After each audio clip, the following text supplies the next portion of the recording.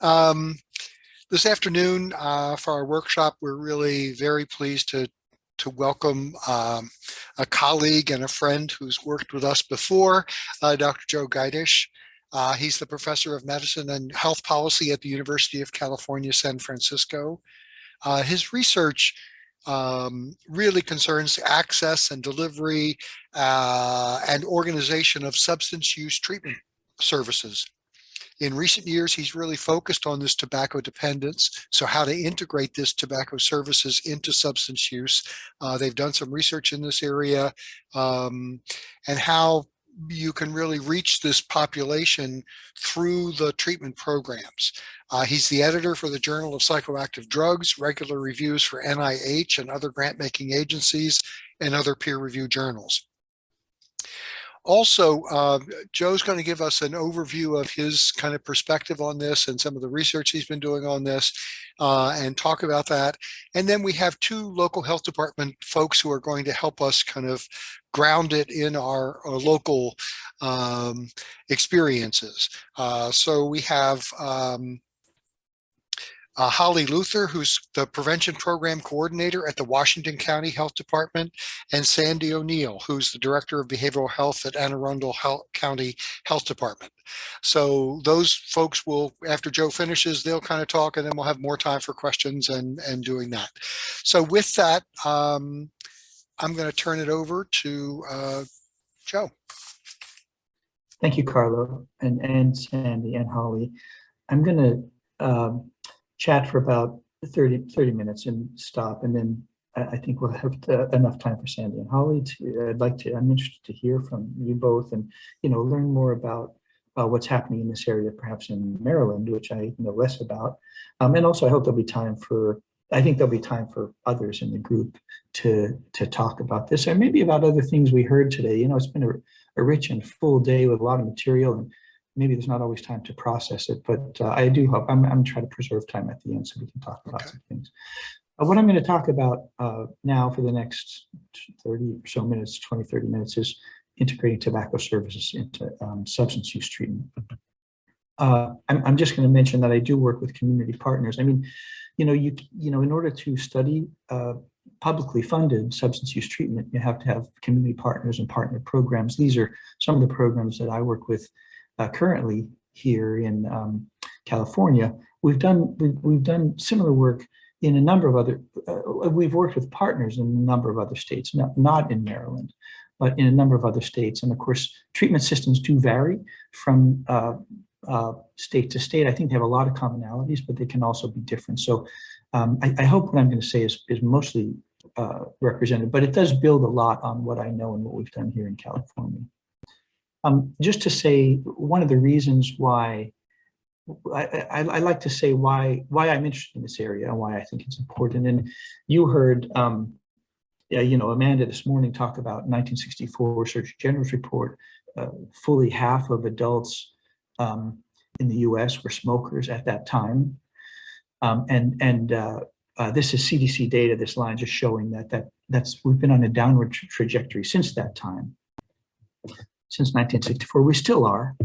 And we're currently, this is 2017, but we're currently at about 14% smoking in the US adult population. Now, when you look at, the CDC also tracks what they call a serious psychological distress. It's just when they do their surveillance or smoking surveillance surveys, they have 6 questions about whether you have experienced depression or anxiety or hopelessness or a few things in the past 30 days. And if you have experienced those things, they count that as serious psychological distress.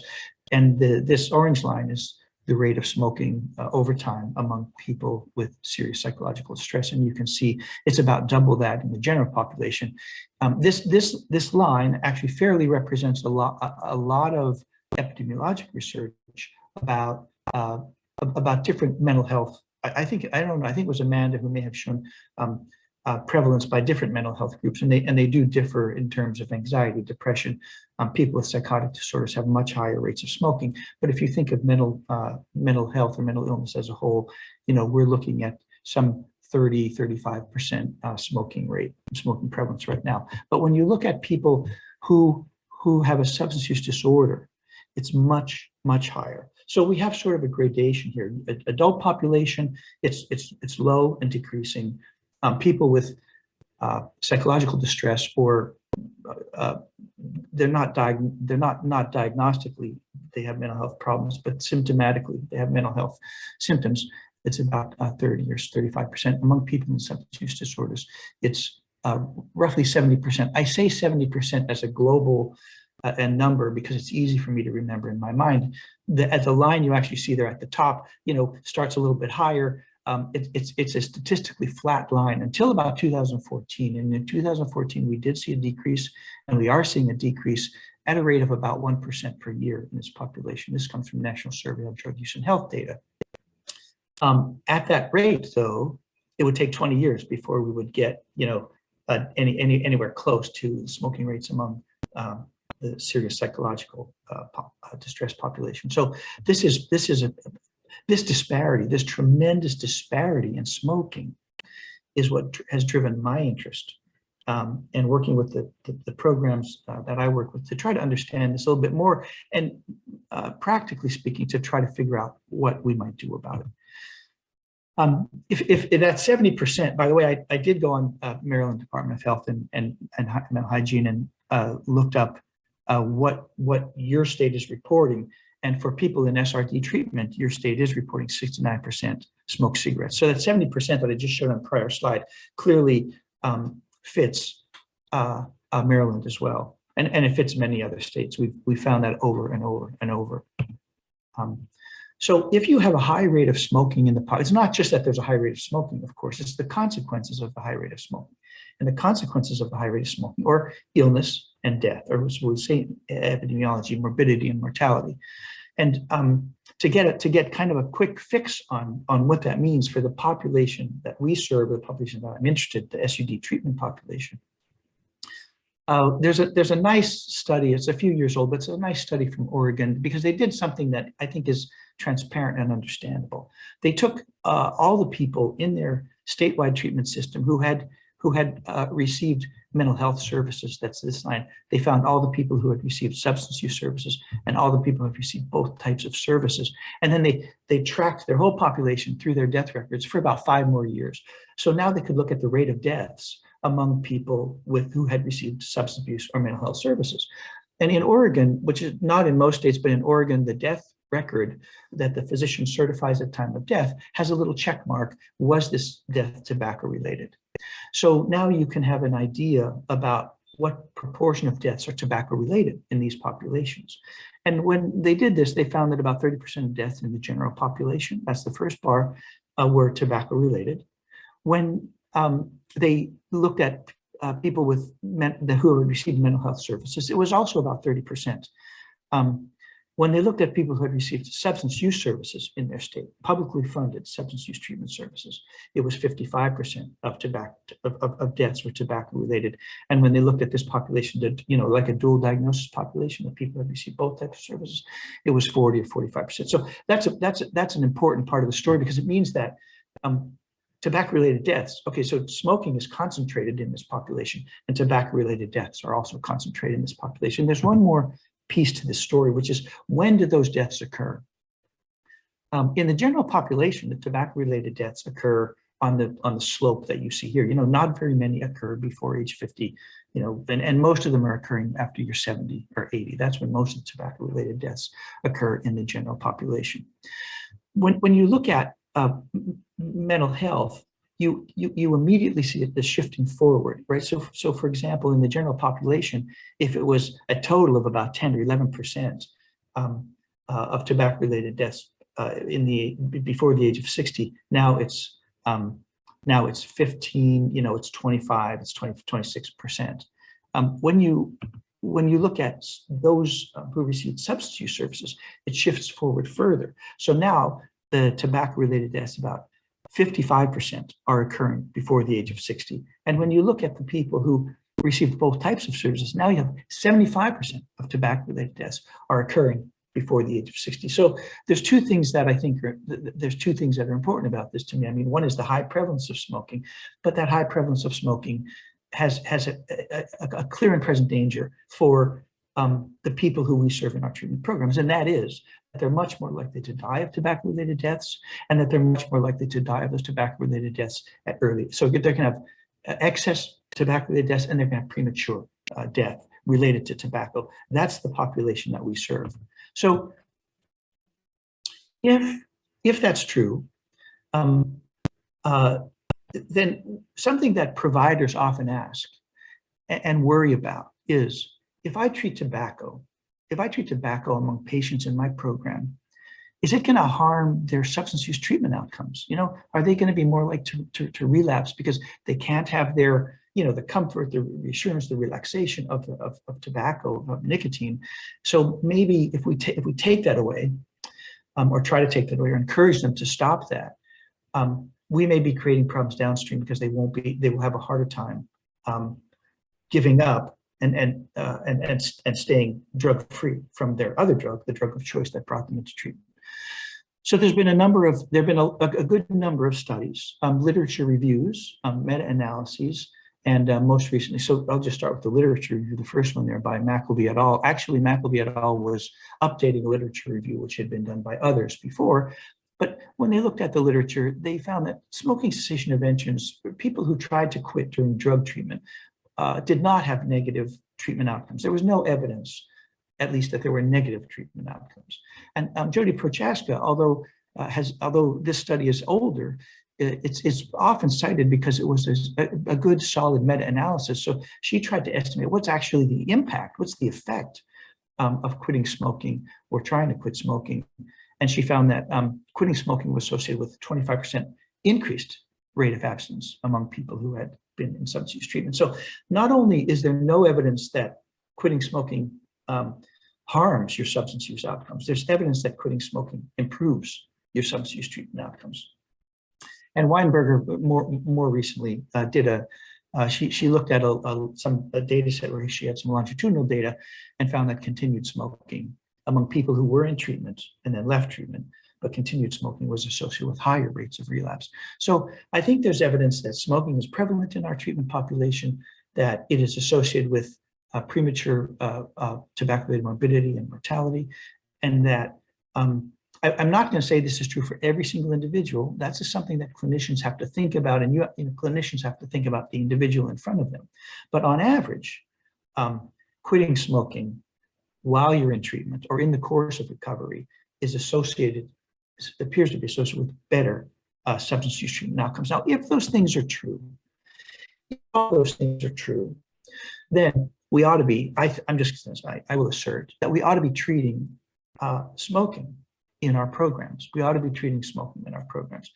It's a little bit to me like if I'm a primary care clinic and 70% of people are coming in with hypertension, then I really ought to be treating hypertension. I can't just say, well, they're here for their, they're here for their cardiovascular disease, or they're here for, a respiratory problem, or they're here for something else. But I'm not going to treat their hypertension, because hypertension is what's going to kill them soon, and often sooner than later. So we don't ignore that. Every one of us, when we go into primary care, they take our blood pressure, they check it.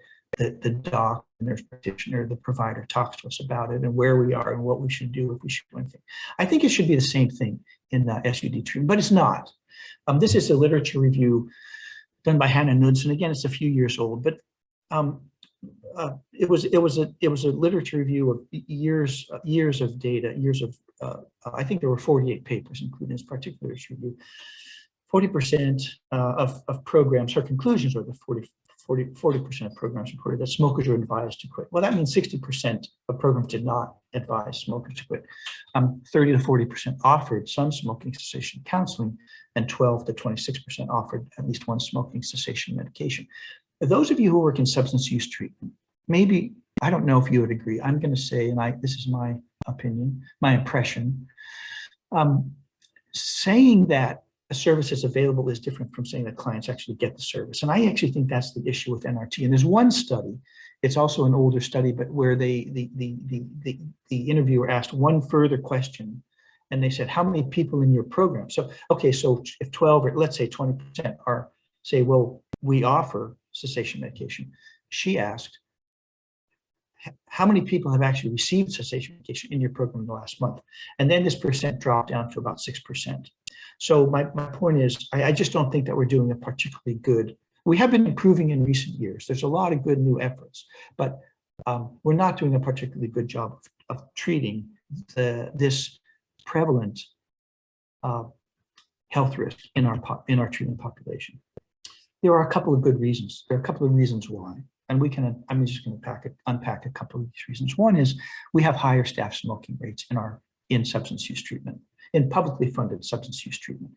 This might not be true everywhere. It might not be true in a VA setting or in a hospital-based setting, but in our community-based settings, we have higher rates of smoking. So for example, here, this blue dot is a program that has almost 100% smoking among its staff. And if you can read over here, it's got 80 or 85% smoking among clients. So we took 24 programs, we plotted this relationship, and we just put a regression line through it. And you can see the regression line is that where smoking among staff is higher, smoking among clients is also higher. Well, I mean, that makes a lot of sense. We did something similar to look at what tobacco service do clients received. I mean, we asked the clients themselves, and we found that where staff smoking rates were higher, client smoking rates tended to be, client service rates or receiving services about tobacco cessation tended to be lower.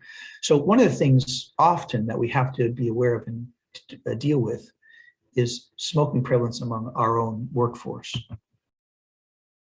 There's something else that happens in our programs commonly, and this happens, most of my work is in residential treatment settings, not all of it, but most of it. And in residential treatment settings, staff and clients often smoke together, right? So you have a residential treatment setting, you have a smoking area out back or out front in the park, whatever it is, and clients go out there and smoke, and staff who are smokers go out there and smoke with them.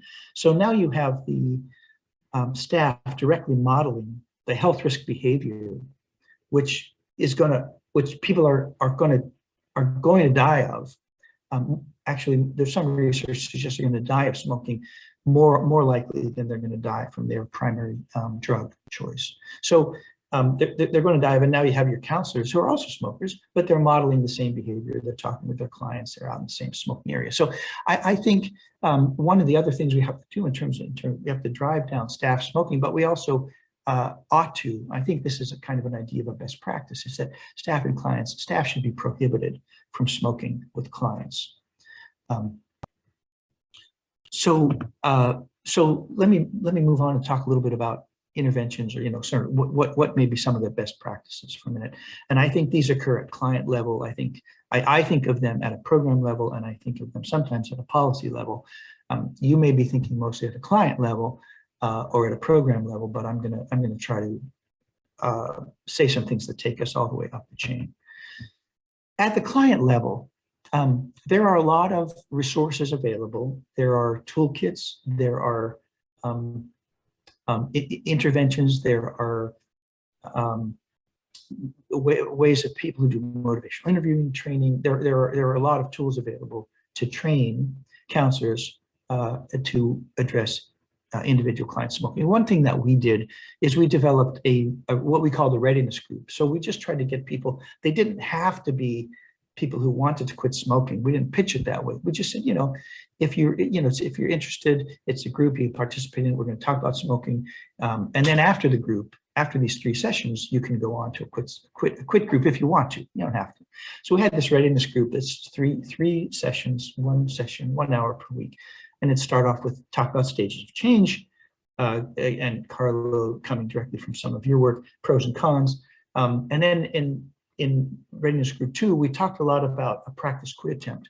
Practice quit attempt is an idea, it comes from Matthew Carpenter and some of his research some years ago. But the idea is that you're not going to quit for good. You don't have to carry that whole weight of quitting for good, but you're going to try to quit for 24 hours. So we talked about this practice quit attempt. We gave people NRT, different types of NRT that they wanted. They made the quit attempt, and then we came back in Group 3 and we discussed how did the quit attempt go? And then after that, people could volunteer yes or no to go into a cessation group. So from pre to post, from across these 3 groups, cigarettes per day decreased among the people in our sample. And the people were much more likely to go into cessation group if they participated in more of the reference groups. That's a dose response effect that Judson Brewer talked about earlier in the day. But also, if they made a successful quit attempt, this quit attempt it seemed to be like a really nice tool, because if they made a successful practice quit attempt, they were 7 times more likely to join the cessation group. So that's just one example of sort of a client level intervention using a group focus. And we can help more with that in terms of resources. I want to go on to the program, to this idea of a program level intervention, because a lot of programs, some states have tried to do this. A lot of individual programs have tried to do this. Texas is doing this in kind of a statewide way. But a program level intervention is kind of treating the program as not so much saying that, yes, of course, the problem behavior is the client, but the program has to be active and involved in trying to address that. So most of these program level or organizational change interventions, they usually have some component of leadership buy-in at the beginning. So that's what this picture is supposed to show. They usually involve some champion or some number of champions in the program who are willing to push forward the idea of addressing smoking. They usually include some kind of group of subcommittees that are who's going to deal with, let's have a subcommittee to deal with what is our policy actually going to be, first of all, and then how are we going to communicate that to clients and referral sources and staff and everybody. Or maybe if we're going to have a no smoking policy or no smoking on grounds policy, maybe we need to think about what do we provide? How do we provide NRT or other medications? So it sets up a series of subcommittees. Subcommittees make those plans, and then in kind of a quality assurance framework over a period of months, they review the plans and their progress towards the plans. And then they, and in most of these models, there's an external consultant who's meeting with the program on a regular basis. So California has done something like this. It's not a mandate, but they've gone and recruited 24 programs across the state, or maybe 20 or so programs across the state. They call it a wellness intervention. The heart of it is tobacco-free policies, but they built in some other policy development on physical activity, nutrition, gambling, and they have 4 cohorts of programs. And it's actually an 18-month intervention. I'm just going to show you quickly what they're learning from the very first cohort. So the top left shows you smoking prevalence among clients. This was I think this was 6 programs. Smoking prevalence among clients decreased from 54% down to 26%. That's from pre to post. So the smoking prevalence among clients was cut in half.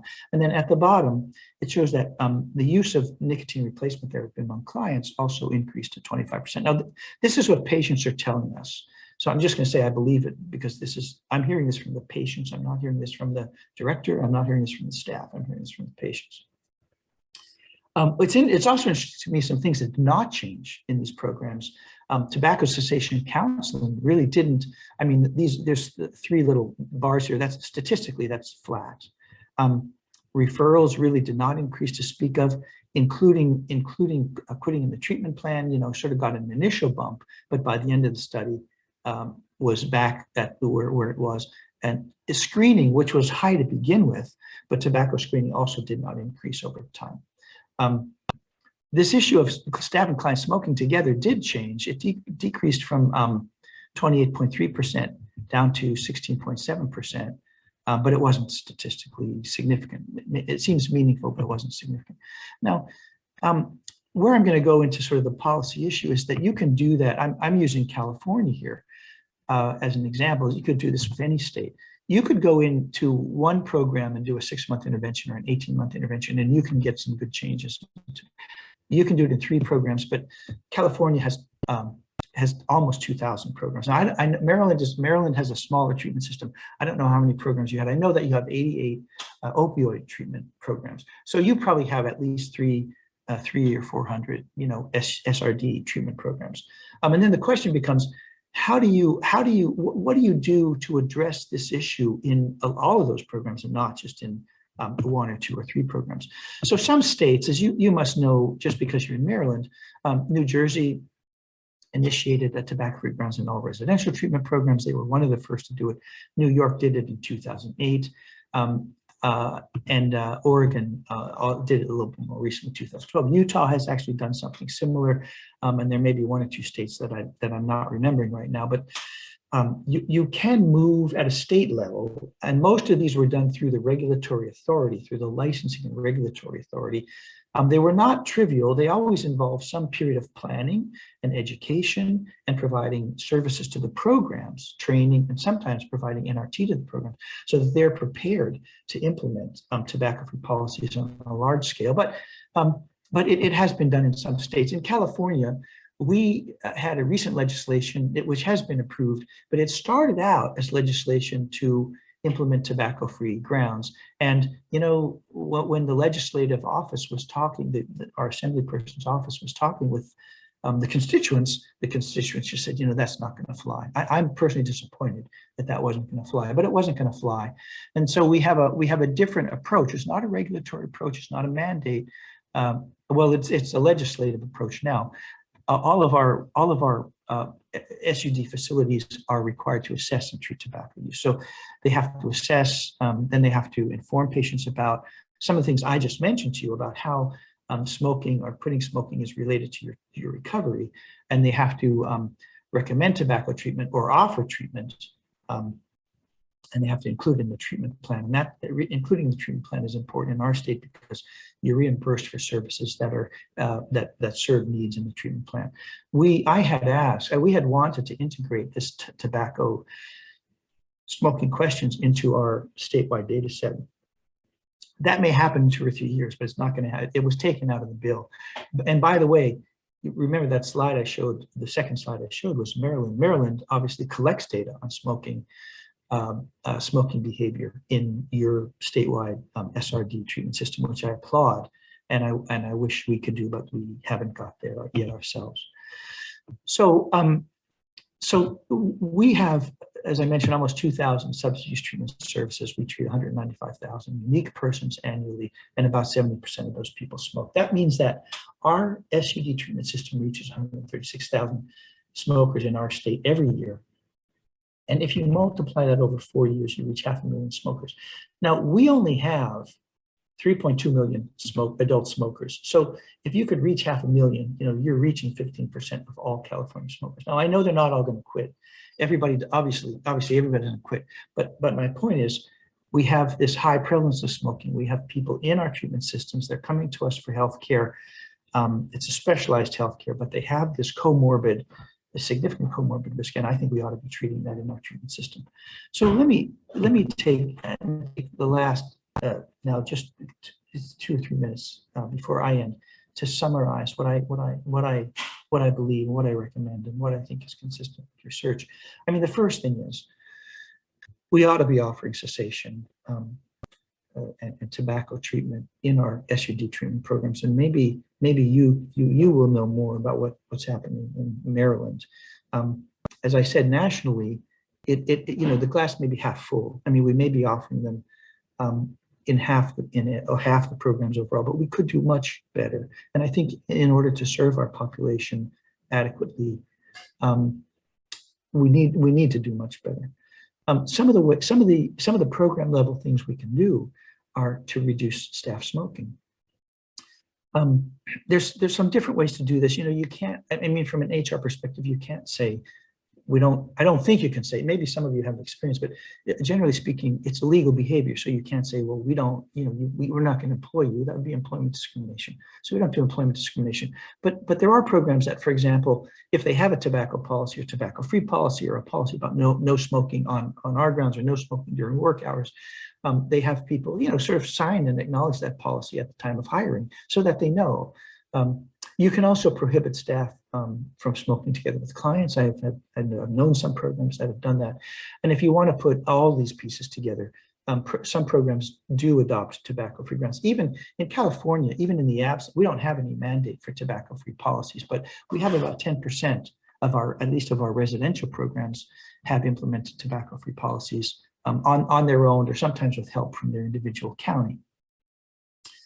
You know, I do feel like I am aware that we always put weight on our treatment programs. We're always saying treatment programs should, right now we're saying, well, they have to be aware of overdoses and they have to treat but historically we say they have to treat women, they have to treat women and children, they have to treat families, they have to treat HIV, they have to treat the crack cocaine epidemic, they have to treat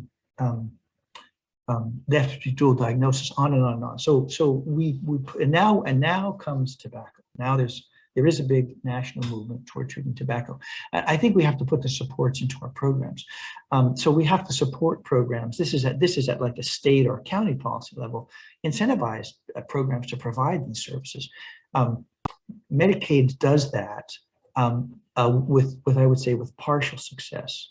And I do think we could, rather than leaving programs out there to decide on their own if they want to go tobacco-free, we could, at a state level, using licensing and regulatory authorities, as some states have done, we could implement tobacco-free policies, which has been done in a lot of businesses. I mean, I'm talking about SUD treatment, but a great many businesses, something like 4,000 hospitals in the US and 2,000 college campuses, they all have tobacco-free policies. So, it's not rocket science. It does present some problems in SUD treatment because so many people smoke. So when we say tobacco-free policies, we can talk about this more. But I think if we're going to implement tobacco-free policies, we also have to implement counseling and medication supports so that people, if they are going to try to quit or be asked to quit, they have the tools that they need to quit. And then I think I mentioned, I just say this sometimes for California, we need to include tobacco status in our treatment admission data set. If you don't even include it, which is what we do in California, we don't even include it. You don't even know the size of the problem. You can just say, yeah, I see no smoking, so let's not deal with it. But once you see exactly what we see in Maryland, 69% of people have this comorbid health risk of smoking, I think it raises the stakes and suggests that you should deal with it. So I'm gonna, there's my email. That's 30 minutes now. I'm gonna stop here and hear from whoever is gonna speak. Now I'm gonna be quiet. Thanks, Joe. That's really helpful and interesting. So we have two, we're calling them reactors. Sandy loves the term. She wants to kind of be a reactor all her life. So I don't know who wants to start first. Sandy, you want to start? Holly, which one?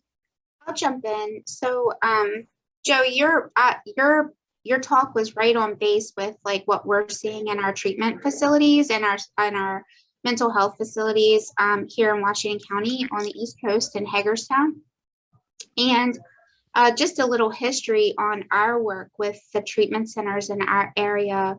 We were transitioned into our behavioral health unit because of our tobacco program and like around 2013, 2014. And one of the things that we initially started doing, another health educator and myself, now I'm a program manager over the program, but at that time I was a community health educator.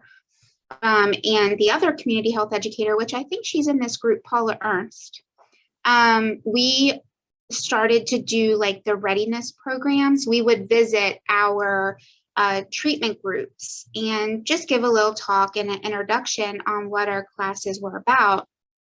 And we would, say we have nicotine replacement therapy. This is what we do. This is how we do it. And then we would kind of collect the individuals that were interested and bring them to our support groups. And then we would go from there.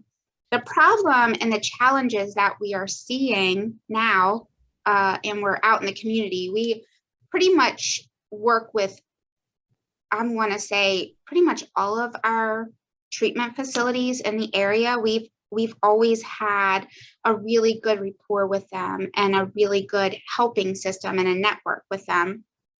But one of the challenges that we're seeing is that some things that you were saying on the program level, like staff is smoking with the residents or the patients or the clients, it's not really looked at as a substance. So it's not really the important thing.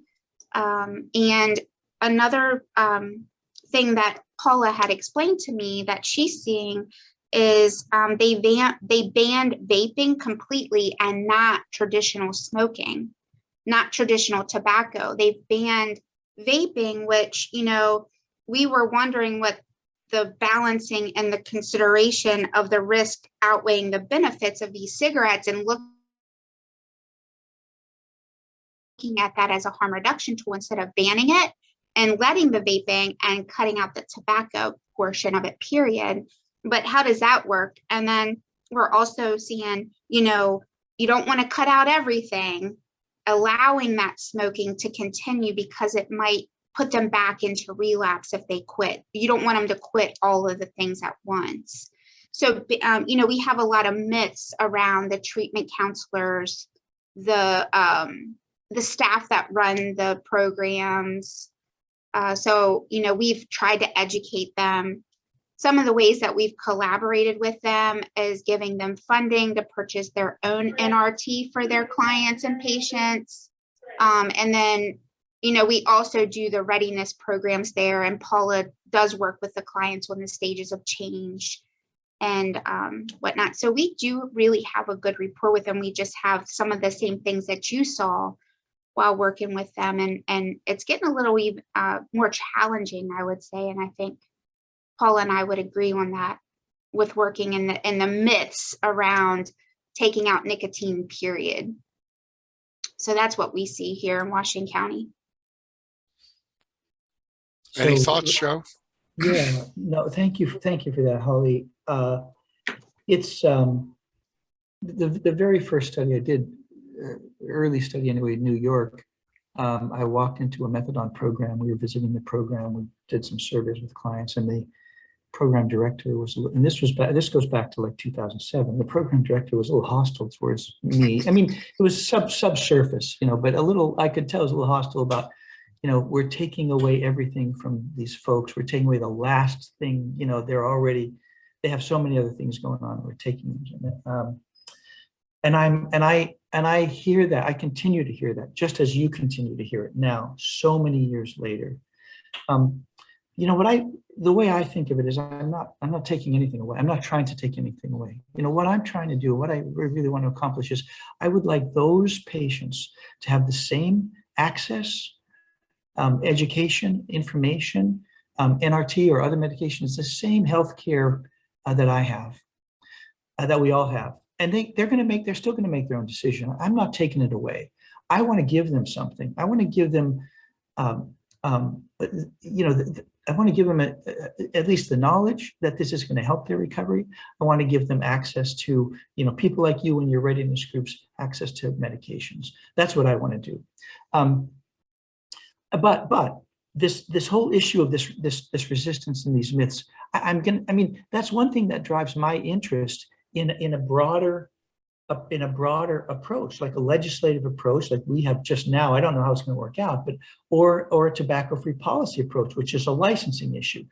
If a licensing certification body says your program must demonstrate tobacco-free policies, that really, I think that changes the game. It makes it even. It's the same for everybody in the state, and people can maybe have to begin to let go of those myths. Or as in the case of California, they say you have to assess and treat. Now, there's a lot of room for slippage. You know, treatment can be, I just send them to the quit line, and that's good. That would be a gain for me.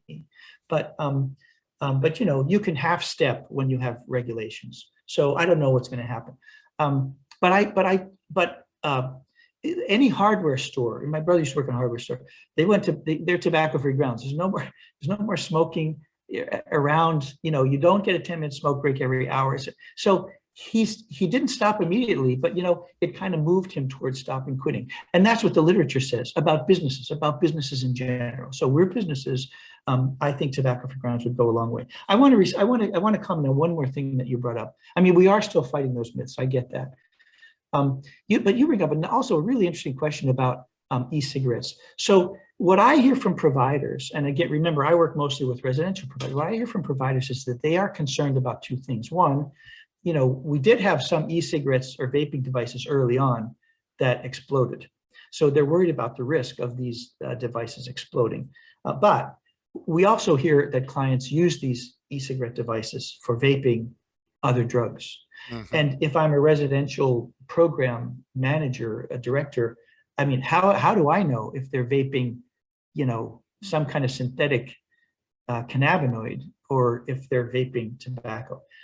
I'm not going to say what the answer is on that, but I will say, in line with what you're saying about harm reduction, it's something we ought to be thinking about, and maybe thinking about more carefully than we have thought about in the past. In the U.S., for the last 2 decades, we've had this anti-vaping vibe. Some of it comes from my own colleagues here, Stan Glantz, because public health is always trying to balance, can vaping help people quit on one hand, but does it cause youth to smoke on the other hand? So they're always trying to balance this. But the UK has been much more positive about using vaping for as a replacement. And the only thing I would say, if I was in a program or if I was talking to a client, I would say, vaping is okay. Vaping is, but you have to change completely. There's many people are vaping sometimes and smoking other times. But that doesn't reduce your health risk. But if you make the switch, and if that works for you, you're significantly reducing your health risk. But you just have to make the switch. It's not helping anybody if you do this sometimes and that sometimes. Right. Great, thanks, Joe. The other thought I had when you were talking about that is, and I understand that THC weren't an issue, but yeah, I mean, the other way, you can check on what they're vaping by doing drug testing. right. Programs do that all the time. Yeah. So you can find out if you really are concerned about what they're vaping. But anyway, I'm going to give Sandy a chance here to kind of weigh in and react. All right, I'm going to do my best to react. I was very interested and would be interested in continuing the conversation around vaping, because I wonder, it did seem like when smoking became less acceptable, it does seem like everybody vapes now. So within and outside of substance use programs. So I would be interested in just general conversation about that. I would say my role at the Anne Arundel County Department of Health is a little different in that I don't deliver necessarily the smoking cessation. I link them to our wonderful Learn to Live folks who do that work and have community programs that do that work. But one of the things that we have done from the system level, I won't necessarily say from the policy level, is really working. We've worked with formerly known as Marilyn Quitt's group to put on trainings for behavioral health programs, and to how do you talk to your clients about this? How do you incorporate it into a treatment program? I'm really starting that conversation and continuing that conversation that way. Something, Joe, that you were talking about that I found really interesting and very, very true, where we saw is, I think a lot of the resistance came from the staff. Like when the program started talking about this, because there is a high incidence of individuals who smoke and work at substance use programs.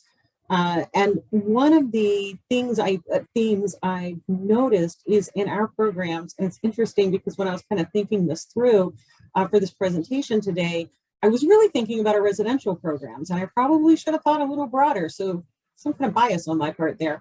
But we have a couple of residential programs that decided like a year in advance, we're going to be smoke-free in a year. So they started that conversation first with their staff and, kind of put it out there, and really did a lot of work where the organizations offered smoking cessation. Some of them provided the NRT. They had those conversations and really worked on the policies, incorporated it, put it out there to staff, and then went on to the folks that they served. And 2 of the 3 programs said once they got to the other side of that at the end of the year, it was a much easier transition than they expected. The resistance kind of slowly went away. I would say a barrier that I believe is still there, because we have some programs who certainly are not smoke-free for their staff or their consumers, may or may not separate staff and consumer smoking areas. but they also lost my train of thought there. They, well, I'll go to the other thing that I was going to say and it'll come to me. One of the things that they have said is that it's bad for business. If we stop smoking, you know, or enforce not smoking on our campus, is bad for business. We have some programs that will maybe even, I won't say encourage individuals to smoke, but let them take breaks or get passes or have their cigarettes brought to them on site so that they can have that. So I think there's also that staff resistance. And then maybe from a business perspective, I know some providers that are a little anxious about going smoke-free because, well, then folks will go somewhere else. So I can probably react for a lot longer than that, but I will kind of stop there and be interested in any kind of thoughts that you guys have on that. Joe, thoughts? Well, I'm with you on, I'm 100% with you on resistance from staff. I think clients so often, I mean, we now have a number of programs who have, we've been working with them and they have gone tobacco free. Sometimes they back up. So we ought to keep in mind, I mean, I'll just say this, sometimes programs try it and they find it's really too difficult for some reasons and they back off. And so maybe it's not always sustainable. And it's actually a big question, I think, in the field. We don't have any research really yet looking very hard, at least, at sustainability. But programs do have challenges. But I'm really with you on the staff. I mean, if I'm a staff person in the SUD treatment program, and I'm a smoker, and you come to me, my director says we're going to go smoke free, and you're going to have to talk to your clients. And I'm like, but how do I smoke myself and they can smell that I smoke, or maybe they see me smoking outside. Now I'm going to go counsel them. So I have a lot of cognitive dissonance about that. If you have a policy that says just staff don't smoke, there's no smoking on our grounds, even if it's just for staff, at least that removes it. You have to enforce it, but at least that removes the cognitive dissonance and makes it easier. But the story you told, I think, is one that a lot of programs have tried to, it makes perfect sense. Like, work with the staff first, do your homework, let people know that this is coming, and then then move. And we get a lot less resistance from clients. And I think you're right. It comes from staff. So we have to get past that staff smoking resistance in some way. People do say it's bad for business, and the best, like I've talked with some programs, like a program in a rural county, and I said, gee, and they said we're going to go tobacco free, and I said, do you have any concerns about, how it would affect your census? And they said, we're the only provider in the county. They're going to come here, right? So the way that works at a state level. And that doesn't work in Baltimore, for example. You're exactly right. I don't want to go there. I can't smoke. I'm going to go the other place. So that's where you need at least a county. The county has to be unified in the policy, or as some other states have done, develop a statewide policy that levels the playing field. And we talked with providers in New York. I mean, this was years ago, but providers in New York really just appreciated that level playing field, because it meant, they're not going to go. I don't have to worry about them going somewhere else. Right. Yeah, I had that same conversation just last week with a director of a program. He said, we have multiple programs. One of them's on the Springfield Hospital campus. The Springfield Hospital campus is totally smoke-free. The campus is smoke-free. It's a very large campus, but we have people who don't want to go to that program. So he said, you're going to have to do it at a state level. You're going to have some kind of thing that says the state should do this. All programs need to have this kind of thing of some kind or other of control. Otherwise, the choice, they will walk with their feet in terms of that. And that's the fear that you're talking about, Sandy. I'm of two minds about that, Carlo, because on the one hand, as you know, and we heard today about menthol restrictions, tobacco control all tobacco control is local in a way. I mean, Right. the history of tobacco control is starting out with local change, and then it sort of builds to regional. And then at some point, the Fed wakes up and says, "Oh, wait a minute." FDA says, "Maybe we should finally, address menthol." So if we say, "Oh, it's a state problem," and we wait for the state to act, or even try to help them act, I mean, that's going to take a long time. Yep. And we can see that many programs, programs have to make their own decision. But I think what we ought to be doing, I would like it if we could do it this at programs. We want to help programs do it. We want the funders to support it by creating fiscal incentives. I think a lot of our residential programs I work with, if they got $2 or $3 extra a day for providing, in their bundled rate for providing tobacco services, I think a lot of them would provide it, because it becomes a cost, and it becomes revenue generating for them. So not to wait for the state and not to leave it only to the programs, but to try to create incentives to help the programs move in a direction. And by now, I actually think, I do hear from, not every program, but I think a lot of programs they're hearing the drumbeat about smoking, and they realize what the right thing is. But we all look for some incentive, even when trying to do the right thing, and programs are the same. Yeah, I think there's a lot of things you could do short of banning everything. I do think that there's education, there's changing where you allow people to smoke in your place, because a lot of times it's the gathering place is the smoking place. Well, that incentivizes people to smoke. So anyway, let me go back to our reactors here and see. Holly, Sandy, other thoughts or questions? I don't necessarily have any questions. It's just, we keep pounding. I just wish we could change the mentality of the providers or the staff that work there. We have had an establishment say, well, if we ban it, period, then we're going to have repercussions that way with them smoking in their rooms and potentially causing a fire. And they have seen that. But instead of incentivizing good behavior with smoke breaks, it would be nice to incentivize that good behavior in those treatments or good work with maybe a healthier choice, like a nice hike, or a coupon to, I don't know, something, other than rewarding them or incentivizing them with a smoke break. Yeah. So trying to break that. And we'll just keep working diligently and see where it goes from there. That's great.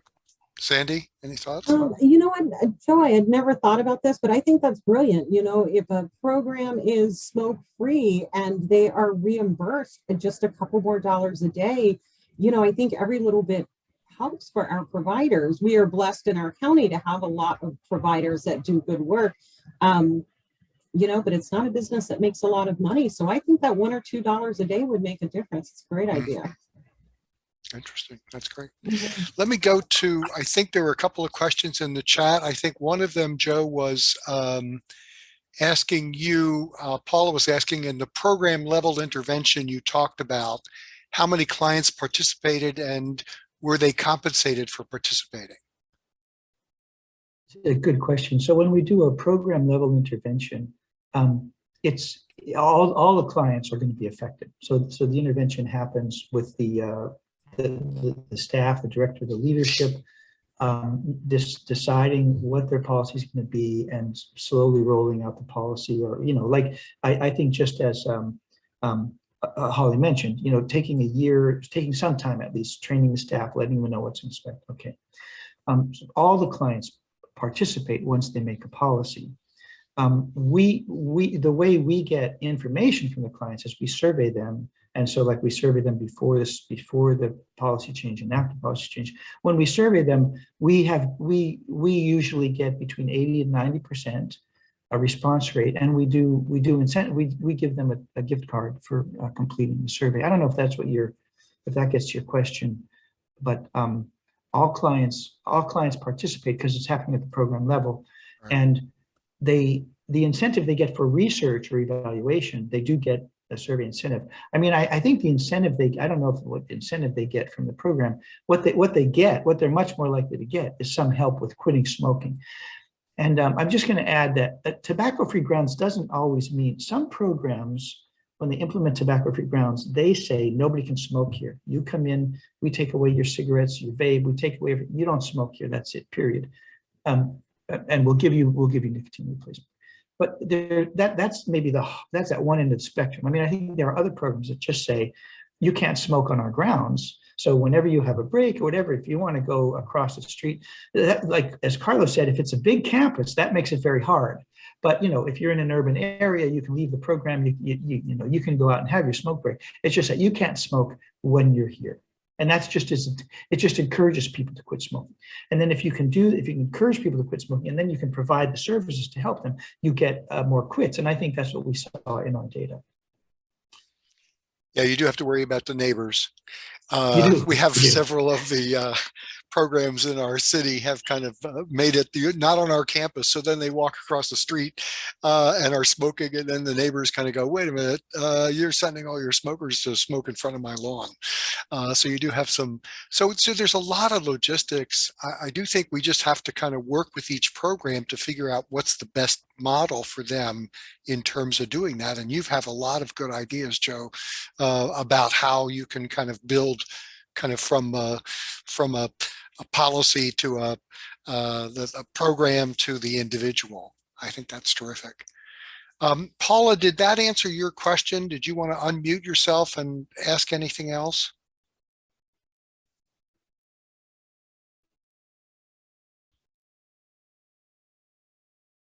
Okay, I guess not.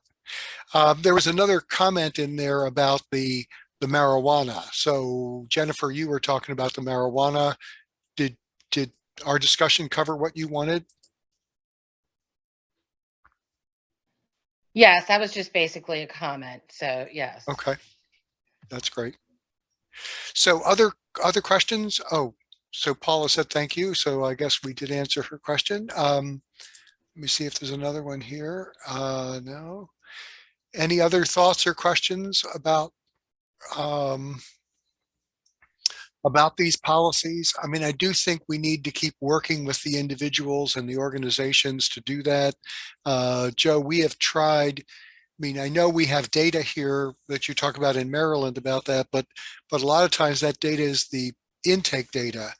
I would really love to have linked discharge data, and that isn't always easy to get because some of these folks are in programs for a short period of time. Sometimes there's a discharge one, sometimes there's a 6-month one, then a discharge one later. It's very hard to link them together to kind of find out, did these folks really quit from beginning to end? So that's a challenge that I think we have here in the state. In every state, I think every state has that challenge. I don't know if Yeah. anybody. New York has it on their discharge data, but for the reasons you mentioned, it's a little hard to make a clear statement. I will say, I would add, Carlo, that of course we want people to stop. I mean, the direction is, for health reasons, we would like people to quit smoking. In my work, I feel like there are some steps before that are just not in place that really should be in place. And those are just, do they get the message? Do they get the opportunity? Do they have support? Do they have incentives or encouragement? Do they have staff who are not modeling smoking behavior? Do they have a fair chance to think about this as part of their recovery and to act on it? Now, whether they actually, it is harder for people with SUD, substance use disorder. It's harder for them to quit than people without. So we have to expect there's going to be relapses, and they're going to try. If the average person tries 7, 8 times before they finally quit, people in SUD treatment might try more than 7 times.